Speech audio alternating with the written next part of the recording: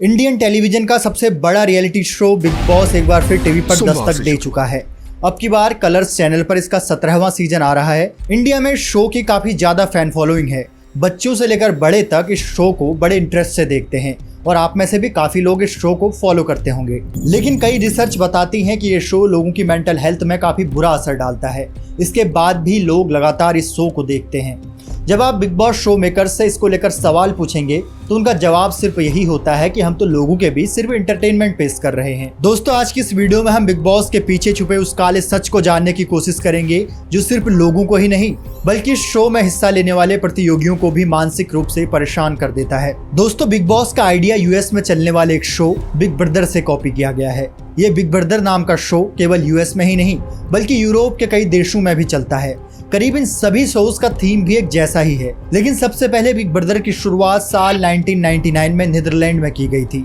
ये creative idea George oval के 1984 के एक नोवेल से लिया गया था। इस नोवेल में एक ऐसी दुनिया की कहानी है जहां एक तानाशाह यानी डिक्टेटर की सरकार है। इस दुनिया में एक डिक्टेटर है जो देश के सभी लोगों की हर हरकत पर नजर रखता है। इस देश के प्रधान का नाम बिग ब्रदर था। देश के किसी भी नागरिक ने उसे देखा नहीं था, लेकिन हर चौराहे पर उसकी आंखों के पोस्टर लगाए गए थे जिससे लोगों को ये मैसेज दिया जा सके कि कोई उन्हें लगातार देख रहा है। ये नोवेल हिटलर और मुसोलिनी जैसी सरकारों पर एक तंज के रूप में लिखा गया था। इसी नोवेल से प्रेरित होकर जॉन डी मॉल ने बिग ब्रदर बनाया था। शो की सक्सेस को देखने के बाद धीरे धीरे पूरी दुनिया की एंटरटेनमेंट इंडस्ट्री ने इस आइडिया को कॉपी किया। जब कॉपी करने की बात आए तो उसमें भारत की टेलीविजन इंडस्ट्री पीछे कैसे रह सकती है। बस इसके बाद साल 2006 में सोनी टीवी चैनल पर पहली बार बिग बॉस का ब्रॉडकास्ट किया गया। इसके बाद ये शो पूरे भारत में खूब पसंद किया जाने लगा और देखते ही देखते ये शो अपने 17वें सीजन तक पहुंच गया है। दोस्तों, आइए अब जान लेते हैं कि कैसे बिग बॉस आपकी मेंटल हेल्थ को बीमार कर रहा है। अगर आपसे पूछा जाए कि आप बिग बॉस क्यों देखते हैं तो आप साफ तौर पर यही कहेंगे कि एंटरटेनमेंट के लिए देखते हैं। लेकिन अगर आपसे कोई ये कहे कि आप इससे बीमार हो रहे हैं तो आपको ये झूठ लगेगा। इसको समझने के लिए आपको साइकोलॉजी की दो टर्म्स सैडिज्म और वोयरिज्म को समझने की जरूरत है। सबसे पहले सैडिज्म के बारे में जानते हैं। ये हर व्यक्ति के नेचर में पाया जाता है, लेकिन कुछ लोगों में ज़्यादा पाया जाता है। इसको आप कुछ इस तरह से समझ सकते हैं। आपने कभी ना कभी सड़क पर दो लोगों को लड़ते हुए जरूर देखा होगा। वहीं आपने ये भी देखा होगा कि चारों ओर मौजूद ज़्यादातर लोग केवल लड़ाई को देखकर एंजॉय करते दिखाई पड़ते हैं और कुछ ही लोग ऐसे होते हैं जो उस लड़ाई को रोकते हैं। इसी एंजॉय करने की भावना को सैडिज्म कहा जाता है। दोस्तों, साइको किलर्स में भी सैडिज्म ही पाया जाता है। बस उनके दिमाग में सैडिज्म की मात्रा इतनी अधिक हो जाती है कि उसे दूसरे को दुख देने में काफी मजा आने लगता है। बिग बॉस में भी एंटरटेनमेंट के नाम पर केवल लड़ाई ही दिखाई जाती है जिसको आप लोग काफी खुशी से देखते हैं और इससे आपके दिमाग में सैडिज्म पैदा होता है और ये आपको मेंटली बीमार करता है। अब साइकोलॉजी की दूसरी टर्म्स वोयरिज्म को समझते हैं।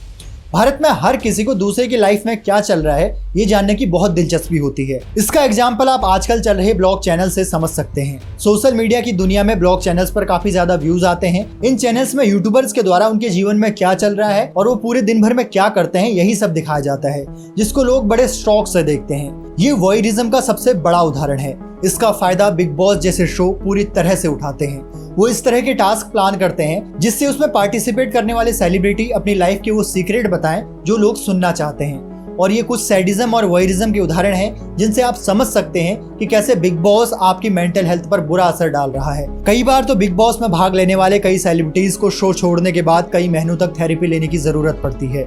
बिग बॉस सीजन 13 की हिमांशी तो आपको याद ही होगी।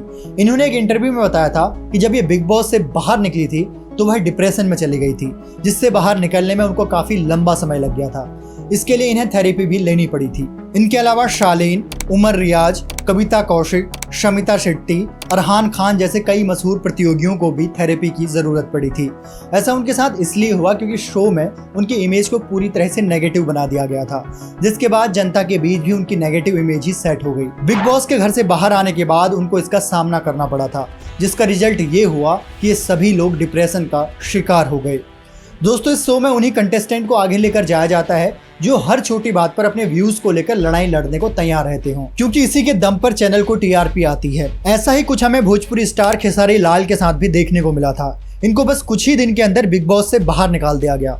बाहर आकर इन्होंने एक इंटरव्यू में कहा था कि मेकर्स की तरफ से इनको कई बार घर के अंदर लड़ने के लिए कहा गया था और इनके ऐसा ना करने की वजह से इनको घर से बाहर निकाल दिया गया। दोस्तों, ये हमको वाइल्ड कार्ड में भी देखने को मिलता है। जो कंटेस्टेंट लड़ने में अच्छे होते हैं उनको वाइल्ड क्लास के रूप में लाया जाता है। तो दोस्तों यह थी बिग बॉस जैसे मोस्ट पॉपुलर शो की वो डार्क साइड जो आप लोगों से छिपाई जाती है।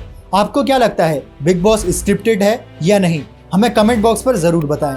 वीडियो अच्छा लगा हो तो इसे लाइक और शेयर जरूर करें। मिलते हैं अगली वीडियो में। नमस्कार।